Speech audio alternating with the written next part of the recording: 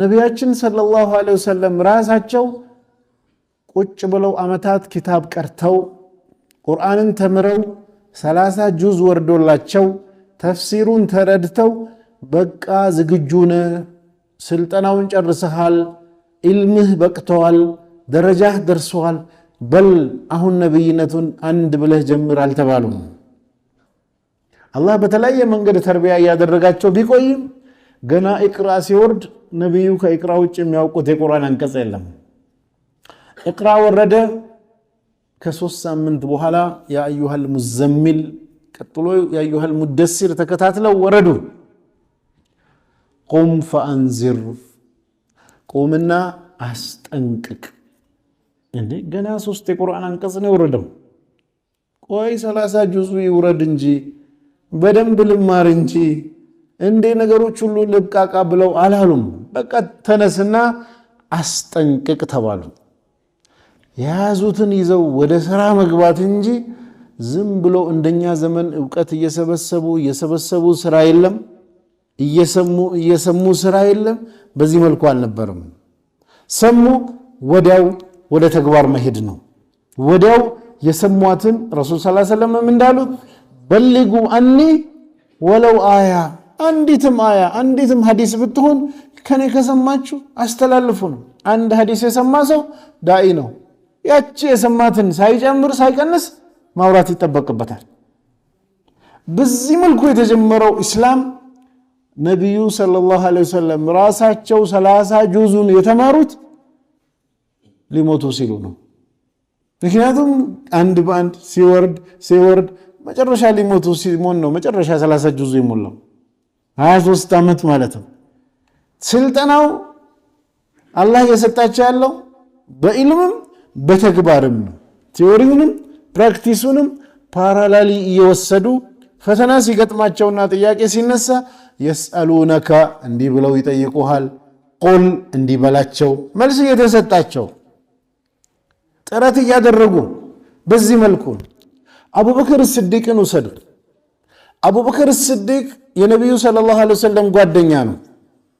ያውቃቸዋል።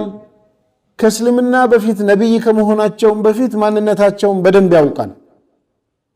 ልክ ላኢላሃ ኢላላህ ማለት ሲጀምሩና ወህይ ወጥቶ ዳዕዋ ሲጀምሩ ተቀበለና እስላምን ያዘ። እስልምናን ተቀብሎ ለዲን መስራትን ወዲያው ጀመረ አቡበክር ቆይ ገና በደንብ ቁርአን ይውረድ በደንብ ሐዲስ ልወቅ ተፍሲሩን ልማር ምናምን ቢል ኖሮ 23 ዓመት ቁጭ ሊል ነው ገና ሁሉም እስኪያልቅ። ግን ምንድነው ወዲያው የያዘውን ይዘው ወደ ሥራ ገባ። በመጀመሪያው ሳምንት ውስጥ 10 المبشرين بالجنة ተብለው የሚታወቁ ታላላቅ ሰሃቦች መሃል 6 ሰዎች አቡበክር በመጀመሪያው ሳምንት ነው ያሰለማቸው። አቡበክር ምንድነው የቀራው? ይህን ትላልቅ ሰውን ወደ እስልምና ሊያመጣ እሱ ራሱ ምንድነው የቀራው? በቃ ያቺ የሰማት ብቻ ናት። እንኳን አቡበክር ነብዩ ራሱ ሰለላሁ ዐለይሂ ወሰለም ምንድነው የቀሩት?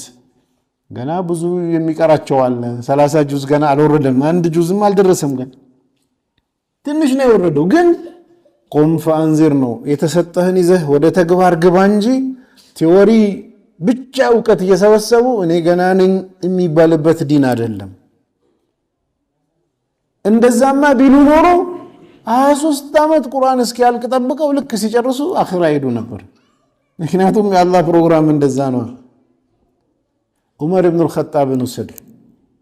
ዑመር ኢብኑ አልኸጣብ ከታላላቅ ሰሃቦች መሃል አንዱ ነው። ዑመር የሰለመው በ6ኛው ዓመተ ነብይነት ነው። ነብዩ ሰለላሁ ዐለይሂ ወሰለም የነብይነትን ማዕረግ ባገኙ በ6ኛው ዓመት ዑመር እስላምን ተቀበለ። ያን ጊዜ መካ ውስጥ ዑመር ከመስለሙ በፊት 39 ሰዎች አሉ። ሐምዛ ጥቂት ቀናት ቀድሞ ከሰለመው ጋራ። ኢትዮጵያ ውስጥ ደግሞ 102 ሰሃቦች ነበሩ። ለምን መካ 39 ተቀምጦ ኢትዮጵያ 102 ለምን አስቀምጡ?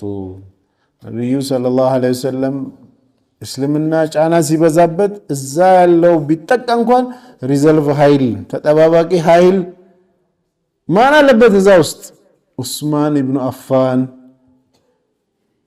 አብዱላህ ኢብኑ መስዑድ ጃዕፈር ኢብኑ አቢ ጣሊብ ብዙ ታሪክ የሰሩ ሰሃቦችን ስትወስዱ እዚህ ተጠባባቂ ተብሎ የተቀመጡት ውስጥ ነበሩ ዑመር ነብዩ ሰለላሁ ዐለይሂ ወሰለም 39 ሰው ከሐምዛ ጋር ሲሞሉ ዱዓ ያደርጉ ነበር ያ አላህ ከሁለቱ ዑመሮች መካከል አንተ ዘንድ ተወዳጅ የሆነውን ሰው በማስለም እስላምን የበላይ አድርግ ብለው እስልምናን እርዳ ብለው ዱዓ ያደርጉ ነበር ማናመን ዑመር ኢብኑ አልኸጣብና